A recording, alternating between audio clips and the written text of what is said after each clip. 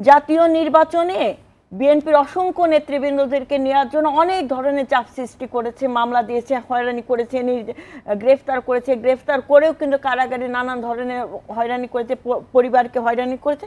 একজন নেতাকর্মী কেউ নিতে পারে না, দুই একজন স্বার্থশীল নেতৃবৃন্দ ছাড়া, দুই একজন। তো 150টি উপজেলাতে নির্বাচন হবে, প্রথম ধাপের নির্বাচন। সেখানে 49 জন মনোনয়ন দাখিল করেছিল বিএনপিতে। হ্যাঁ, আমাদের দপ্তরের রিপোর্ট আমি আপনাকে বলছি। হ্যাঁ, গত সোমবার প্রত্যাহারের দিন ছিল, লাস্ট ডে।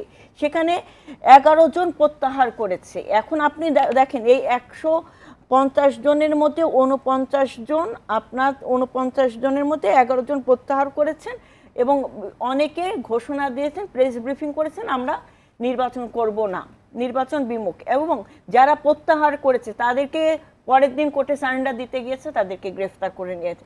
এই যে বিভিন্ন ধরনের ভয় ভীতি এবং এই যে এই 49 জনই ধরেন যারা মনোনয়ন কিনলো, তারা কতজন হেভিওয়েট নেতা আছে আপনি আমাকে বলুন।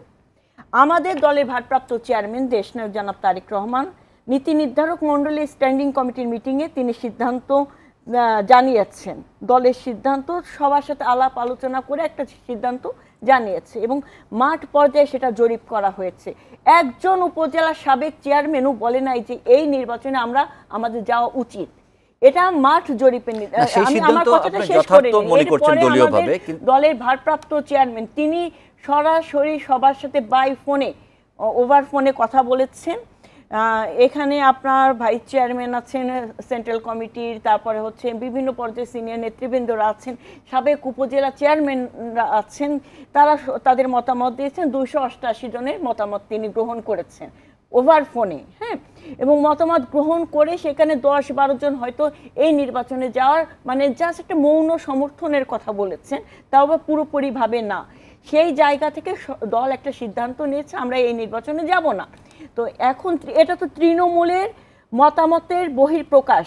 হ্যাঁ, সেই জায়গাতেই তো আপনার 49 জন যারা দাঁড়িয়েছেন, আমি তো আপনাকে বললাম একজন হেভিওয়েট নেতার নাম আপনি বলতে পারবেন না, যেখানে 11 জন অলরেডি প্রত্যাহার করেছে এবং